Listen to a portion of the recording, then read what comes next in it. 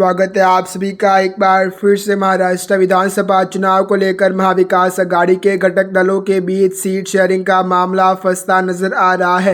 महाराष्ट्र कांग्रेस ने दिल्ली में अपने नेतृत्व को स्पष्ट रूप से बता दिया है कि वह दबाव में न आए और विदर्भ में अपनी सीटें उद्धव बालासाहेब ठाकरे सेना के गुट को नहीं दे। आपको बता दें कि लोकसभा चुनाव के नतीजों के बाद कांग्रेस को महाराष्ट्र से काफ़ी उम्मीद है। यहाँ उसके 13 सांसद चुनाव जीत कर आए थे। कांग्रेस एनसीपी के साथ भी बातचीत कर रही है।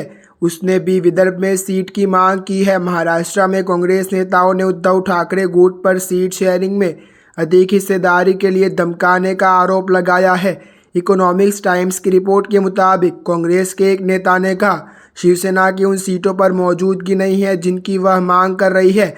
यहाँ तक कि जब शिवसेना टूटी नहीं थी और भाजपा के साथ गठबंधन में थी तब भी उन्होंने उन सीटों पर चुनाव नहीं लड़ा था, लेकिन अब वे इन सीटों पर चुनाव लड़ना चाहते हैं क्योंकि ये हमारे लिए जीतने की योग्य सीट है। आपको बता दें कि उद्धव गुट ने विदर्भ से 12 सीटों की मांग की थी। कांग्रेस ने इतिहास रूप से अच्छा प्रदर्शन किया है। उद्धव ठाकरे ने कांग्रेस को चेतावनी दी थी कि सीट बंटवारे पर बातचीत हो, ब्रेकिंग पॉइंट तक नहीं बढ़ाया जाना चाहिए। हालांकि उन्होंने यह महसूस करने के बाद अपने कदम पीछे खींच लिए हैं कि कांग्रेस ज़्यादा नरम नहीं पड़ने वाली है।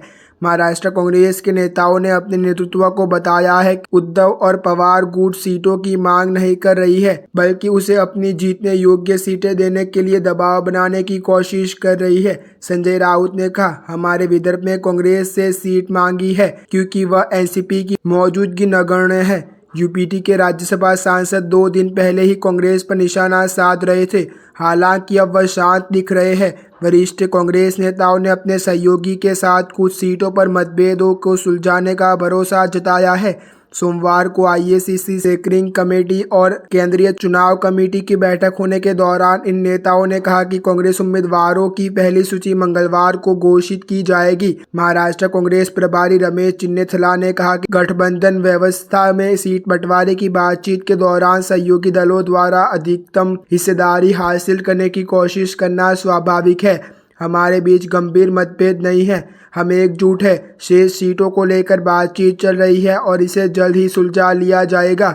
महाराष्ट्र पीसीसी अध्यक्ष नाना पटोले ने कहा कि एमवीए सहयोगी प्रतिद्वंदी महायुति सहयोगी की तुलना में अधिक एकजुट है।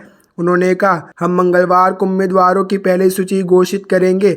एमवीए के भीतर 30 से 40 सीटों पर मुद्दे जल्द ही सुलझा लिए जाएंगे। ऐसी अच्छे न्यूज़ जानने के लिए आप हमारे यूट्यूब चैनल को सब्सक्राइब करना ना भूलें।